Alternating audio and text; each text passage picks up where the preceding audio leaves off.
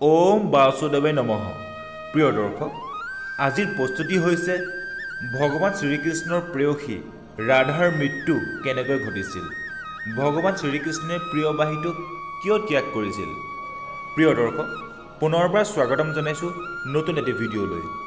আপোনালোকলৈ এটা সৰু অনুৰোধ, যদি ভিডিঅ'টো প্ৰথমবাৰ চাইছে তেতিয়াহ'লে ভিডিঅ'টিত এটা লাইক, কমেণ্ট, শ্বেয়াৰ, ছাবস্ক্ৰাইব কৰিবলৈ একেবাৰে নাপাহৰিব। প্ৰিয় দৰ্শক, তেতিয়াহ'লে আহক আমি ভিডিঅ'টো আৰম্ভ কৰোঁ। প্ৰিয় দৰ্শক, ভগৱান শ্ৰীকৃষ্ণৰ কথা ক'বলৈ গ'লে প্ৰথমতে আমি ৰাধাৰ নাম লওঁ, অৰ্থাৎ আমি কৃষ্ণৰ নাম লওঁতে কওঁ যে ৰাধা কৃষ্ণ। অকলশৰে শ্ৰীকৃষ্ণৰ ফটো অথবা নাম কমেই লয় প্ৰত্যেক ধৰ্মপ্ৰাণ মানুহেই। প্ৰিয় দৰ্শক, ৰাধা কৃষ্ণৰ আধ্যাত্মিক প্ৰেমক সকলো প্ৰেমৰে ঊৰ্ধত বুলি কোৱা হয়। প্ৰিয় দৰ্শক, ভগৱান শ্ৰীকৃষ্ণৰ জীৱনত দুটা বস্তুৱে অত্যাধিক প্ৰিয় আছিল। এটা হৈছে তেওঁৰ বাঁহী আৰু আনটো হৈছে তেওঁৰ প্ৰেয়সী ৰাধা। ভগৱান শ্ৰীকৃষ্ণৰ বাঁহীৰ সুৰে ৰাধাক বাউলী কৰি কাষ চপাই আনিছিল ভগৱান শ্ৰীকৃষ্ণৰ। প্ৰেয়সী ৰাধাৰ কথা ৰাখিয়ে পিছলৈ ভগৱান শ্ৰীকৃষ্ণৰ হাতত প্ৰতি সময়তে আছিল বিশেষ বাঁহীটো।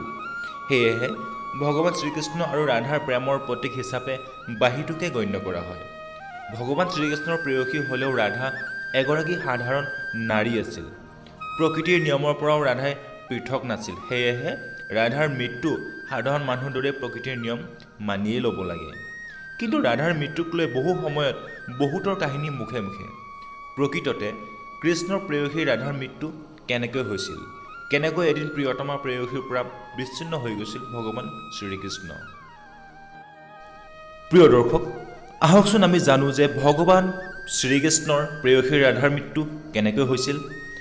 বহুতে ৰাধাৰ মৃত্যুক লৈ ভিন্ন মত দাঙি ধৰে, যদিও ৰাধা কৃষ্ণৰ বিচ্ছেদ মৃত্যুৰে ঘটা নাছিল। এদিন মোমায়েক কংসই কৃষ্ণক আমন্ত্ৰণ জনায়। মোমায়েকৰ আমন্ত্ৰণ ৰক্ষা কৰি মোমায়েকৰ ঘৰলৈ যাত্ৰা কৰে ভগৱান শ্ৰীকৃষ্ণ। প্ৰথমবাৰৰ বাবে ৰাধাৰ পৰা সেইদিনাই দূৰত্বত অৱস্থান কৰিছিল ভগৱান শ্ৰীকৃষ্ণই। বৃন্দাবন এৰি মথুৰালৈ যোৱাৰ আগমুহূৰ্তত সেইদিনা কৃষ্ণই প্ৰেয়সী ৰাধাক লগ ধৰে। মনৰ সকলো কথা ৰাধাৰ আগত খুলি কৈ ৰাধাক প্ৰতিশ্ৰুতি দিয়ে যে অচিৰেই ৰাধাৰ কাষলৈ বৃন্দাবনলৈ তেওঁ উভতি আহিব। ৰাধাক সেই প্ৰতিশ্ৰুতি দিয়ে ভগৱান শ্ৰীকৃষ্ণ বৃন্দাবনৰ পৰা মথুৰাত উপস্থিত হয়। প্ৰিয় দৰ্শক, বৃন্দাবনৰ পৰা ভগৱান শ্ৰীকৃষ্ণ গুচি যোৱাৰ পিছত আৰু ৰাধাৰ বৰ্ণনা বিশেষ আৰু পোৱা নাযায়। ভগৱান শ্ৰীকৃষ্ণই বৃন্দাবন এৰাৰ পিছতেই ৰাধাৰ মনৰ পৰা ভগৱান শ্ৰীকৃষ্ণৰ অস্তিত্ব শেষ হৈ গৈছিল তেনে নহয়। বৃন্দাবন এৰাৰ পৰত ৰাধায়ো কৃষ্ণক প্ৰতিশ্ৰুতি দিছিল, ভগৱান শ্ৰীকৃষ্ণৰ কায়িক উপস্থিতি ৰাধাৰ কাষত থাকক বা নাথাকক, ৰাধাৰ হৃদয়ত ভগৱান শ্ৰীকৃষ্ণৰ সৰ্বকালৰ বাবে বিৰাজমান হৈয়ে থাকিব। ভগৱান কৃষ্ণই প্ৰেয়সী ৰাধাক দি যোৱা প্ৰতিশ্ৰুতি আৰু ৰাখিব নোৱাৰিলে। মথুৰালৈ গৈ আৰু কৃষ্ণ উভতি নাহিল। মথুৰাত সাধাৰণ জনতাক অতিষ্ঠ কৰি ৰখা দানৱসকলক হত্যা কৰি তাৰ প্ৰজাসকলক ৰক্ষা কৰাৰ বাবে দ্বাৰকালৈ গুচি গ'ল আৰু দ্বাৰকাতেই ভগৱান শ্ৰীকৃষ্ণৰ নিজা নগৰী প্ৰতিষ্ঠা কৰে। প্ৰিয় দৰ্শক, ইফালে ভগৱান শ্ৰীকৃষ্ণই বৃন্দাবন এৰাৰ পিছত ৰাধাই বৃন্দাবনতে তেওঁ স্বামীৰ সৈতে সময় অতিবাহিত কৰিছিল। পত্নী ধৰ্ম পালন কৰি ৰাধাই সকলো নিত্য কৰ্ম নিয়াৰিকৈ চলাই নিছিল, যদিও সকলো সময়তে ৰাধাৰ মন ভগৱান শ্ৰীকৃষ্ণৰ নামতে সমৰ্পিত আছিল।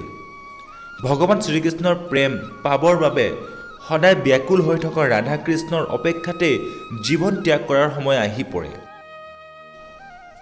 শেষবাৰৰ বাবে প্ৰেমিক কৃষ্ণক এবাৰ দেখা পাবৰ বাবে ৰাধাই বৃন্দাবন এৰি দ্বাৰকালৈ যাত্ৰা কৰে।